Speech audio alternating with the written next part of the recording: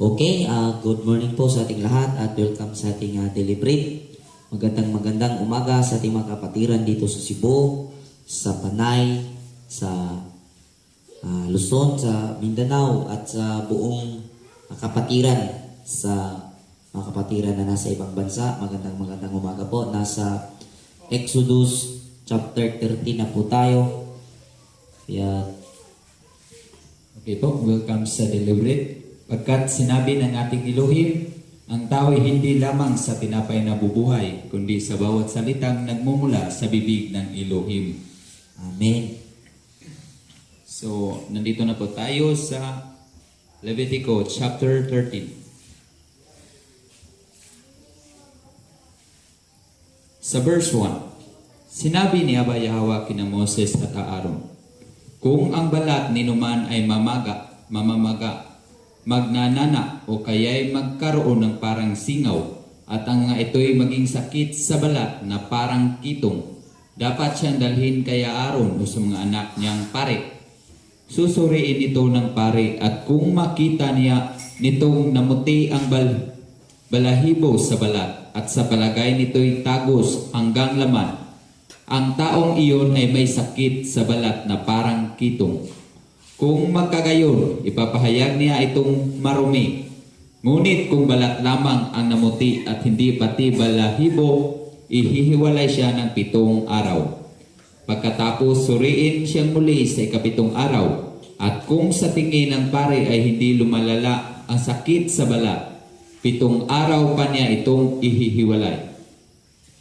Okay. Ang ating makikita dito sa Tagalog version, sinabing parang kitong. Pero pag dito sa ibang version natin babasahin sa Bisaya, pag ito'y nakikita na namumuti at tagos hanggang sa laman, yung sakit, ito po ay in-identify na ito ay kito nga. Kaya mayroon po pagkakaibang konti sa Tagalog at sa Bisaya version. At ganoon din sa English na sinasabi, ito daw ay leprosy, na kung saan ang mga palatandaan na yun ay makikita sa balat ng tao ay tiyak na yun ay kitong. Pero kung yun man ay kaduda pa, hindi makapag-confirm ang pare, ay ihihiwalay muna siya within 7 days home quarantine. Sige bro. Okay.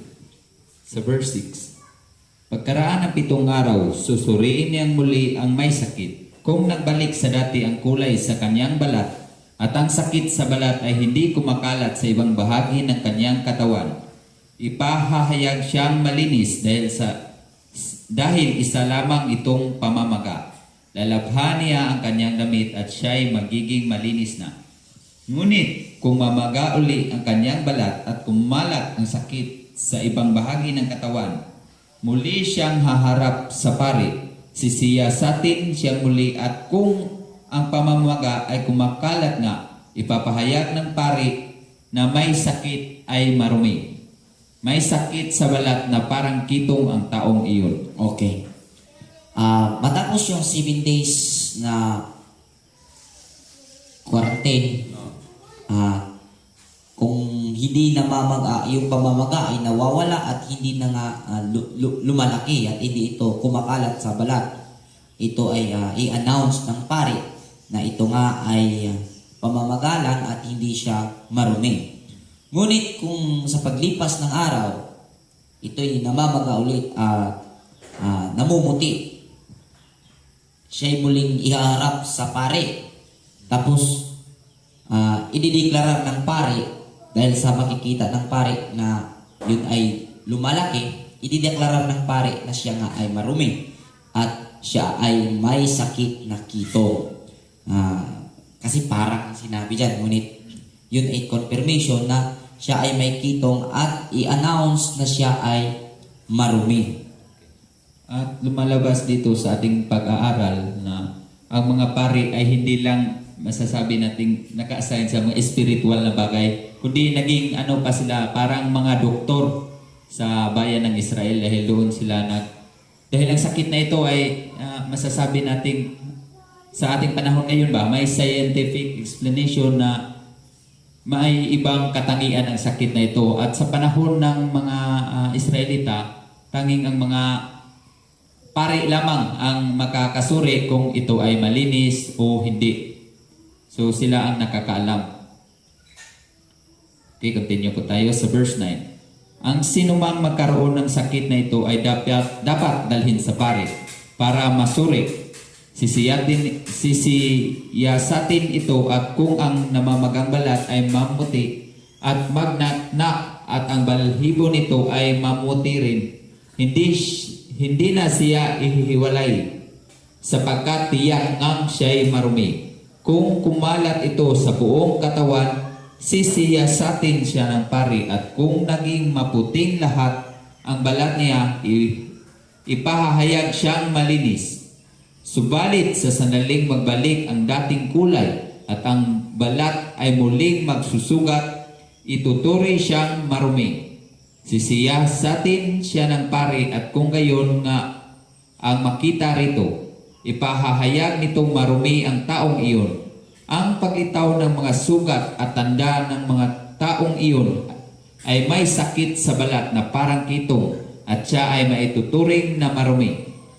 Kung sakaling gumaling ang sugat at pumuti ang balat, dapat siyang pupunta sa pari upang muling magpasuri. Kung makita ng pari na ang kanyang sugat ay pumuti, ipapahayag siyang magaling na. Malinis na siya ayon sa ritual. Okay? Kung ang tao, example, mayroon siyang nung kagaya ng na-describe kanina, na namumuti yung balahibo sa ibabaw ng kanyang sugat, hindi na siya kailangan pang i-quarantine ng 7 days tapos babalik. Siya na ay idideklarar na may kitong. Kaya yun po ang ang mga palatandaan po ito sa pagiging may sakit na kitong. At ang tanging kung ating mapapansin, ang binigyan po ng authority, authorized na person, kung sino yung magdideclare na you are mahugaw o malinis ka, ay ang pari. So, kung titingnan natin, napakaliking responsibilidad ang nakaatang sa pagiging pari. Dahil kailangan niyang i-determine kung ang taong yan marumi ba at yan ba ay malinis. Yun po ang tungkulin bilang pari. At yung ating matatandaan po, yung ating pag-aaral sa nakaraang chapter, may nasabi po ang Elohim po doon sa mga pari at ibinilin kay Moses. Sabi niya, Moses, turuan mo sina Aaron at ang kanyang mga anak na ipapaalam sa buong bayan ng Israel ang ipapakilala yung marumi at hindi marumi, yung sinasabing banal at hindi banal. Yun po ang kanilang tukulin. Kaya po dito, kung ating mapapansin, instruction na din po ito upang ipakilala sa mga pari ang katangian ng marumi at hindi marumi. Kaya sila po ay palaging, kung ating titingnan, sila po ay palaging nakatuon sa Torah. Baka kung hindi ka nakatuon sa Torah, baka magkamali ka ng paghusga, magkamali ka sa pagdesisyon. Baka yan ay marumi, tapos na nakapag-decide ka na yan pala ay malinis. Kaya po, kung titingnan natin, napakalaking responsibilidad ang nakaatang sa pagiging pari. Dahil kung sinabi man ni Brother Rex kanina na hindi lang spiritual ang kanilang duty, kundi maging sa physical po ay kanila pong duty pa rin. Kumbaga, doctor in spiritual, doctor in physical. Yun po ang kanilang duty, Brother Rex. Kaya napakalaking responsibilidad ang pagiging pari. Kaya tayo po ay nagtataka na mayroon pong mga katuruan ngayon na kung sa Bisaya pa, nangarisgar na mulingkod or mo-appoint sa ilang kaugalingon, sa ilang mag-appoint sa kanilang mga sarili na sila daw ay mga pari. Which is po mayroon pong mga katangian na dapat pong sundin o dapat kilalanin ang mga katangian upang ikaw ay magiging pare. At sa ating pong pagpapatuloy nito, marami pa pong katangian ang gagampanan ng pare bilang pare ng Israel upang kanila pong maisagawa ang kanilang tungkulin na iatang sa kanilang mga balikat ng ating nag-iisang dakilang Elohim. Amen. Okay, sa verse 18. Kung magkapigsa ang alimang bahagi ng kanyang katawan at gumaling, ngunit ito'y mamamaga, uli at mamuti o mamula, dapat humarap sa pari ang taong iyon. Kung makita niyang tagos sa laman ang sugat at ang balhibo nito ay namuti, ang taong iyon ay may sakit sa balat na parang kitong. Ang pinagmulan nito ay sa bigsa. Ngunit kung hindi naman tagos sa laman at hindi namuti ang balhibo ang may sakit, ay ibubukod ng 7 araw. Kung lumaganap ito sa ibang bahagi ng katawan, ipahahayag siyang marumi sapagkat siya ay may nakakahawang sakit sa balat. Kung hindi naman kumalat sa ibang bahagi ng katawan, ito'y marka lamang ng pigsa at ipapahayag ng pari na malinis ang taong iyon. Kung mapasok ang isang parte ng katawan at ang parting hindi napasok ay namula o namuti, susuriin ito ng pari. Kung pumuti ang balhibo nito ay tumagos sa laman ang sugat, ito'y sakit sa balat na parang kitong. Ipahahayag na marumi ang taong iyon. Kung makita ng pari na ang balhibo ay napasong parte ay katawan ay hindi namuti at hindi tagos sa laman ang sugat, ihihiwalay niya ang taong iyon ng 7 araw. Pagkatapos, ito'y susuriin ng pari, at kung ang sakit ay kumakalat sa katawan, ipahahayag na marumi ang taong iyon. Siya ay may sakit sa balat na parang kitong. Ngunit kung hindi kumakalat o humahawa sa ibang panig ng katawan at maputla ang kulay, pamamaga lamang ito ng napasok, ipahahayag siya ng pari bilang malinis sapagkat ito'y paltos lamang.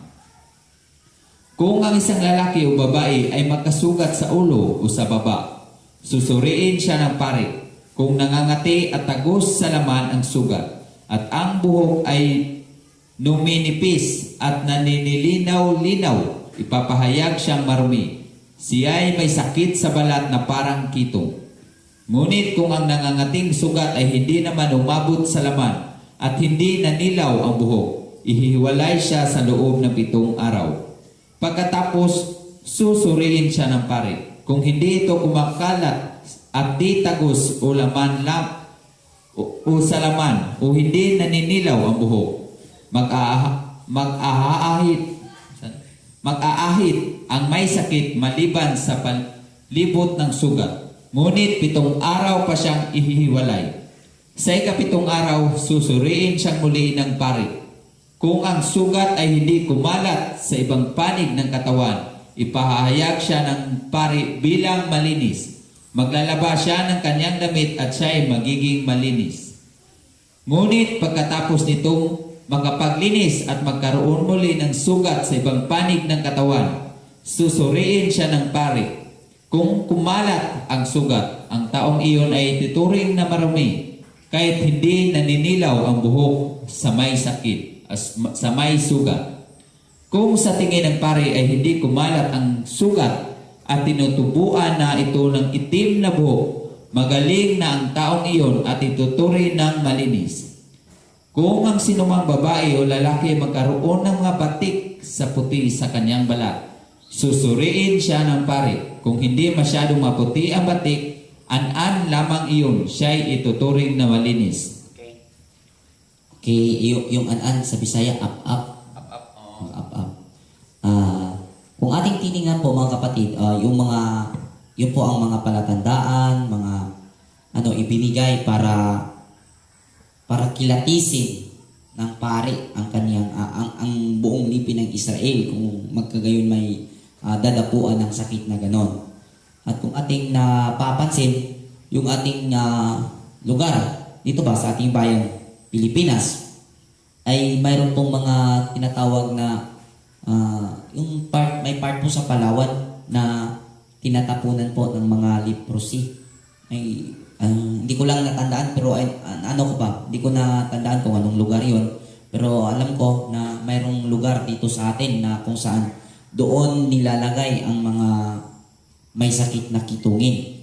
At kung titingnan natin, yung nagiging pahayag sa ano, kasi isiseparate. So, ibig sabihin, mayroon itong ating bayan, itong ating mga ninuno, mayroong sabihin na natin konting kaalaman nga hindi nga lang napapalago ng mga sumusunod na henerasyon tungkol sa kitong, tungkol sa batas ng Elohim sa leprosy. At kung ating ianalisa yung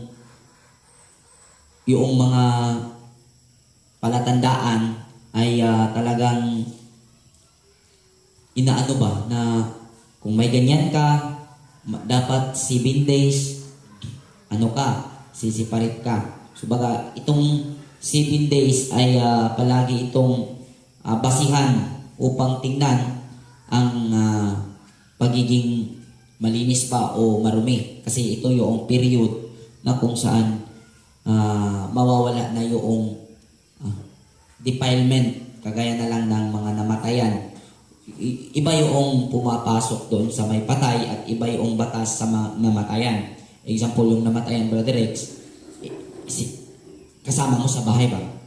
Mailibing yan, marumi ka within 7 days. Pero yung dumalo ka lang sa patay, mayroong 1 day lang, yung pagkalubog ng araw, pagkatapos maliligo ka, tapos na yung karumihan.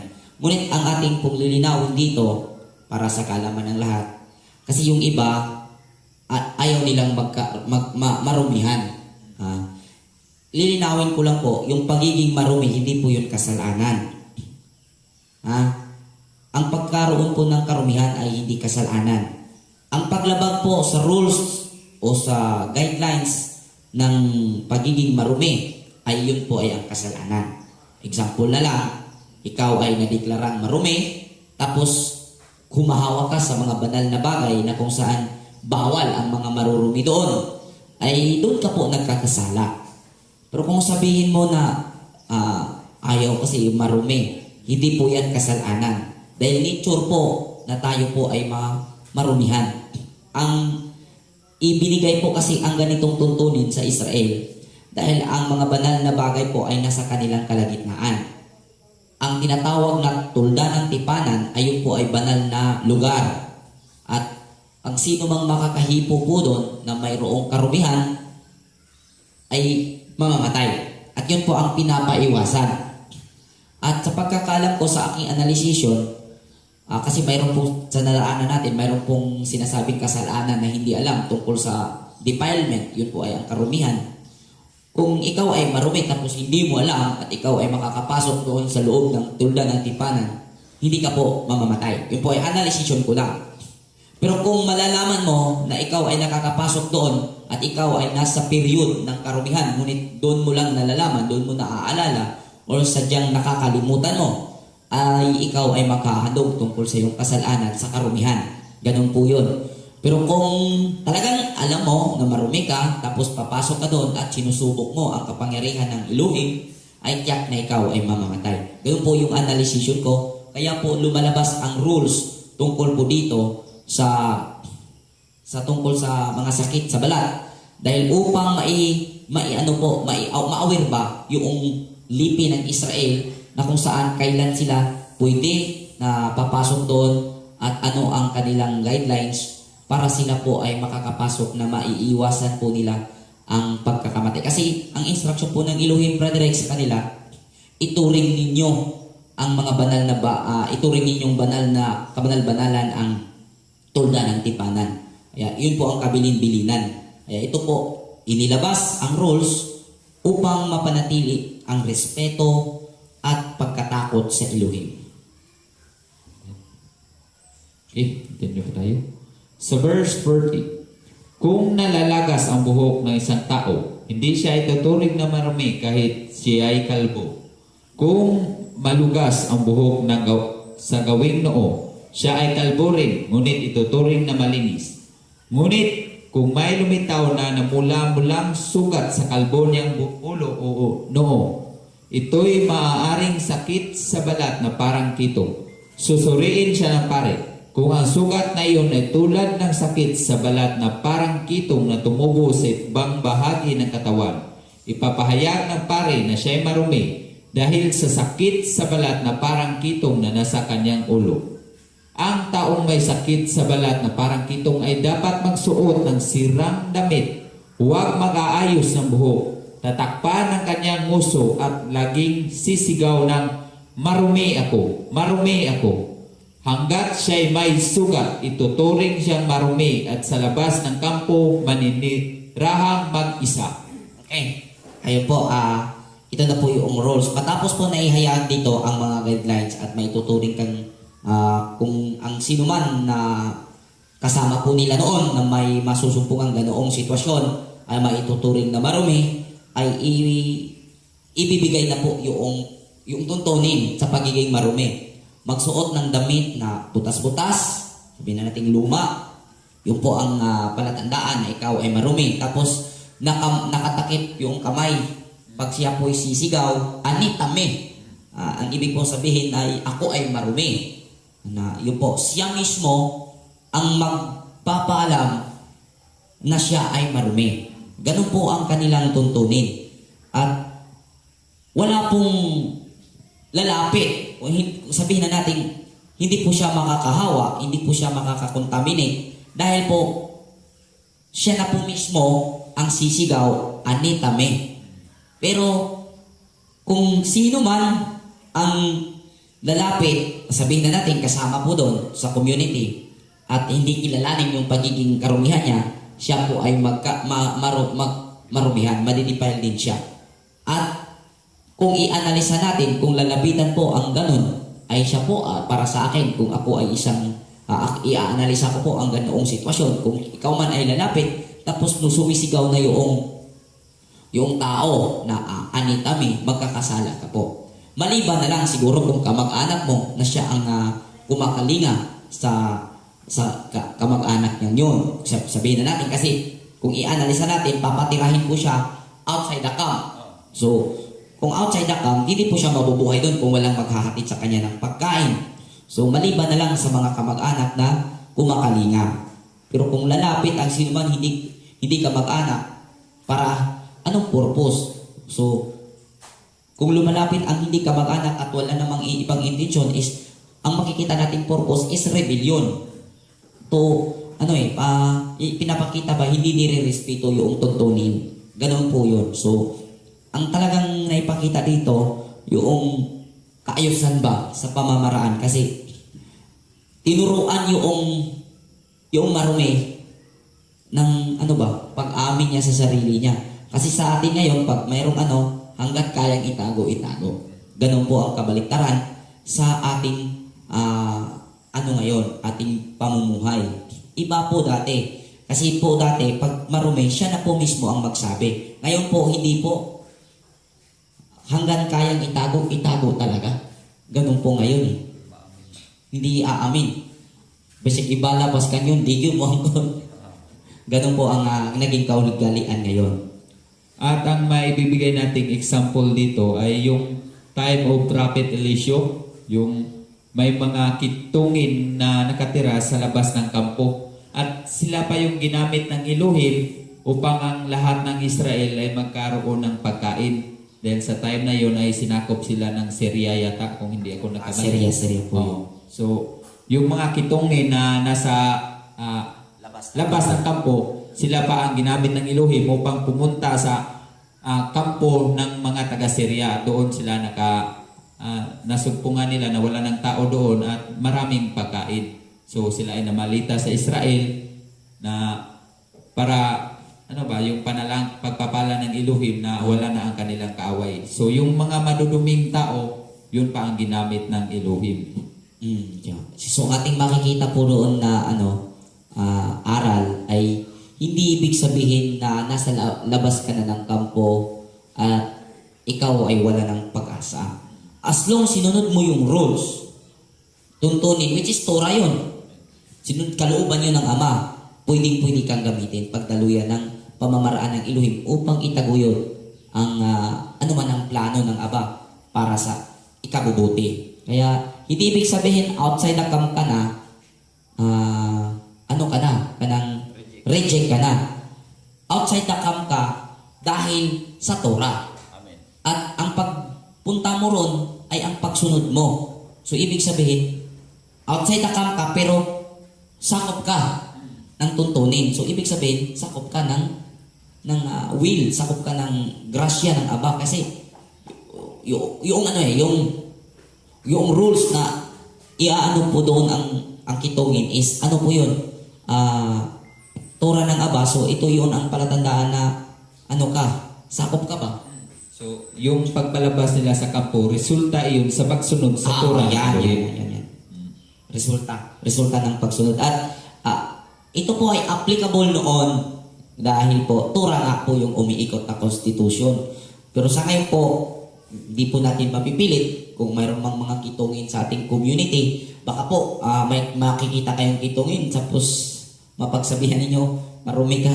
Hindi po yan applicable po sa atin ngayon dahil po makakasuhan ka ng discrimination. Kaya po ang ating pong ipinakita dito yung nagiging pamumuhay nila at naging katayuan nila. Ito na nga po yung sinasabi ko na hindi ibig sabihin na nabasa mo is i-apply mo na. Ito po ay pag-aaral sa kanilang pamumuhay noon at ang pagkakaiba po sa ating sitwasyon ngayon. Ganun po yun. Okay, continue po tayo. Sa verse 47. Kung magkaroon ng amag ang damit na lana o lino o ang sinulid na lana o lino na di pa nahahabi o anumang yari sa balat at kung berde o mamula-mula ang amag, ito'y dapat ipakita sa pari. Susuriin niya ito at 7 araw na ipapatago ang damit na nagkabatik. Sa ika-7 araw, muli niyang titignan ito at kung ang amag ay humawa sa ibang bahagi ng damit, maging ito'y kagamitang yari sa tila o balat. Ituturing itong marumi. Susunugin na niya ang mga ito sapagkat ito'y nakakahawa. Subalit kung hindi naman humahawa sa ibang parte ang mansa nito, maging ito'y sa damit, sa kagamitang yari sa balat o sinulid. Iuutos niyang labhan iyon. Ngunit ipapatago pa niya ng 7 araw. Pagkatapos, muli itong sisiyasatin ng pare. Kung hindi pa rin nagbabago ang kulay nito, kahit hindi humahawa, ituturing na itong marumi at dapat sunugin. Kahit ang amag ay nasa loob o nasa labas na bahagi ng kagamitan. Ngunit kung mapunan niyang kumapas ang bansa, ang bahaging iyon gugupitin niya sa damit o kagamitang yari sa tila o balat. At kung may lumitaw pang ibang mansya, ang damit ay dapat nang sunugin. Ngunit kung palabhan ang damit, kagamitang yari sa balat o sinulid at maaalis ang bansa, ito'y lalabhan muli at ito turing na malinis. Ito ang tuntunin tungkol sa mga amag ng anumang kasuotang damit o balat upang malaman kung marumi o malinis ang mga iyon. Okay. So, dito po, tungkol po ito sa damit at atin po itong inaanalisa kung ano po ito. Sa pagkakalam ko kasi parang mancha. So, sa pagkakita ko, tumtum ito sa Bisaya eh. Tumtum. Kung ang tumtum daw yung parang mancha, ito po ay magkukos pag hindi mo nilalabhan yung nasusuot mong damit at hinahayaan mo lang dyan sa labanan ba? Ano ba yan? Labahan. Tama ba yan? Pag hinahayaan mo doon, dilipas yung maraming araw, magkakatumtum yan, magkakaamag yan. At ang instruction ng pag nagkakaamag na, dati ko sa kanila, pinapatingnan kung ano yun. Ang utos ng pare, hindi pa kasi confirm. Ang gagawin ng pare, base sa instruction nating nababasa, papalabhan. At kung ito'y papalabhan, hindi pa ipapasusuot. Ito'y ipapataguan. Ipahipos within 7 days, tapos ihaharap ulit sa pare, at saka titingnan ulit ng pare. At kung ito ay hindi nababago, yung kanyang itsura ng mancha, ng tungtong, ng amag na yun, ay idideklara ng pare na yun ay marumi at susunugin na.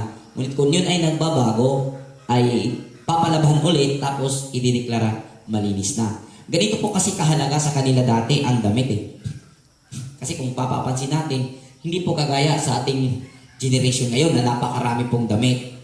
Napakarami na po nating masusuot na mga damit. Dati po kasi, kahit damit po kasi, sa naraanan po nating mga chapter, mayroon pong damit na ibinibinta yung, sabi natin, yung inaano ba?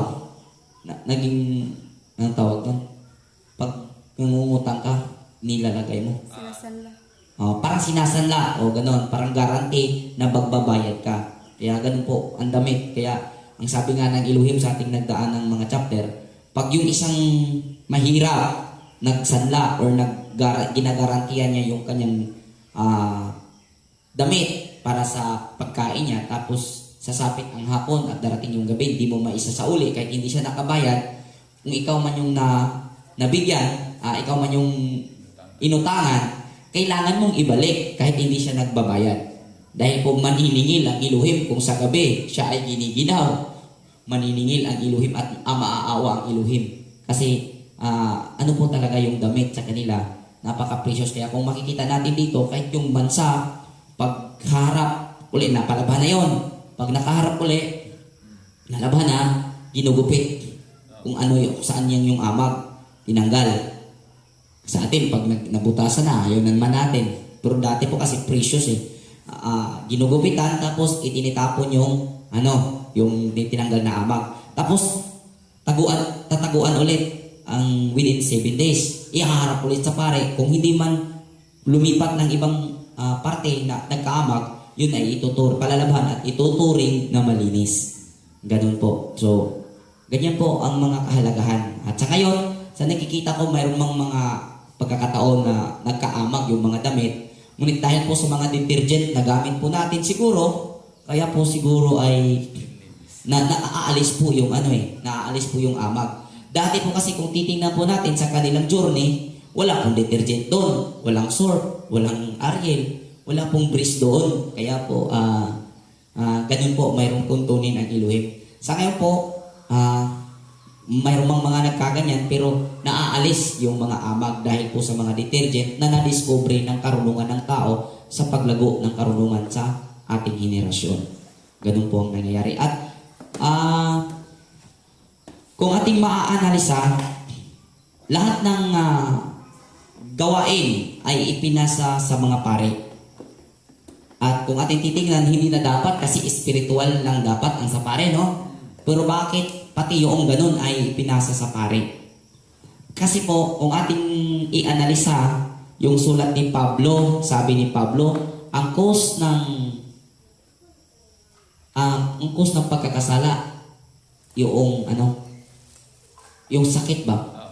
Ang cause ng yung karamdaman ay ang pagkakasala. Ganun po si Miriam. Si Miriam, yung kapatid ni Moses, nagkakitong po siya dahil sa kanya pagkakalaban niya kay Moses. So, kung makikita natin, bakit sa mga pare ibinigay ang ganung mga tuntunin na pare sila dapat spiritual. Pero kung titingnan po natin, ang cause po kasi ng pagkakaroon ng karamdaman ay ang cause po ng pagkakasala. At ang cause po ng pagkakasala ay ang paglabag sa kautusan. At ang kautusan ay naitalaga na ito ang magtuturo ay ang mga pare. Kaya dito po natin mauunawaan bakit po ang mga pare ang binigyan sa tuntuning ito at magpapatupad sa tuntuning ito. Amen. So, sa ating nakikita, balikan natin yung istorya ng Misaya na yung may mga kitungin na kanyang pinagaling, sinabihan ng Misaya na pumunta kayo sa pare at magpa-check o magpahiling kung kayo na ba ay talagang malinis at gawin ninyo ang handog ayon sa batas na nauutos ni Moses. So, dito natin nakikita yung authority na ibinigay ng mga pare, hindi binaypas ng Misaya. Kahit alam naman ng Misaya o na-identify naman ng Misaya na sila ay malinis na dahil siya mismo ang nagpagaling sa kanila. Pero ipinapakita pa rin ng Misaya yung kahalagahan ng Torah na kung sino ang binigyan ng karapatan, sila pa rin yung hindi na walang bypass na masasabi natin. pwede naman sabihin nyo na doon ka na magpahiling sa mga apostolis. Oo. Pero ang sabi ng Isaiah, pumunta ka sa pare at ipakita mo ang iyong sarili upang ideklara kang malinis. Amen. O, last verse na yun? So dito po nagtatapos ang ating Leviticus chapter 13. Magandang umaga sa ating lahat. At Shalom Shalom Aleichem. Aleichem.